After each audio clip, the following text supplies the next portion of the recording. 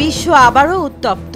স্কটল্যান্ডের ঠান্ডা হাওয়ার মধ্যে যেন ঝড়ে উড়িয়ে দিলেন যুক্তরাষ্ট্রের প্রেসিডেন্ট ডোনাল্ড ট্রাম্প। পারমাণবিক কর্মসূচি ইস্যুতে ইরানকে সরাসরি নিশ্চিহ্ন করার হুমকি দিয়েছেন তিনি।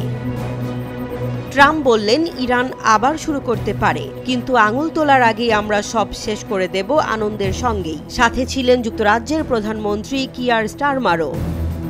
তেহরান বলেছে, ইউরেনিয়াম সমৃদ্ধকরণ চলবে, কারণ সেটা চিকিৎসা ও বেসামরিক প্রয়োজনে। তাদের পররাষ্ট্রমন্ত্রী আব্বাস আরাকচি সাফ জানিয়ে দিয়েছেন, ইরান হুমকির ভাষায় সাড়া দেবে না। আবার হামলা হলে এবার আরও শক্ত প্রতিক্রিয়া আসবে। কিন্তু হুমকি শুধু ট্রাম্পের মুখেই থেমে থাকেনি। ইসরায়েলের প্রতিরক্ষা মন্ত্রী ইসরায়েল কাথ যেন সরাসরি যুদ্ধ ঘোষণাই করে ফেললেন।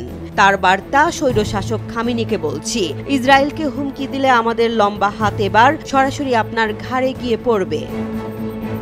জুন মাসে ইসরায়েল যুক্তরাষ্ট্রের যৌথ হামলায় ইরানের 3টি বড় পারমাণবিক স্থাপনা ধ্বংস হয়। এরপর প্রথমবারের মতো আলোচনায় বসে ইরান পশ্চিমা বিশ্ব, কিন্তু সাফল্য বলতে কিছুই নেই। বিশ্লেষকরা বলছেন, ইরানের ওপর আবারও হামলা চালাতে চায় ইসরায়েল, তবে তার আগে তাদের দরকার ওয়াশিংটনের গ্রিন সিগন্যাল।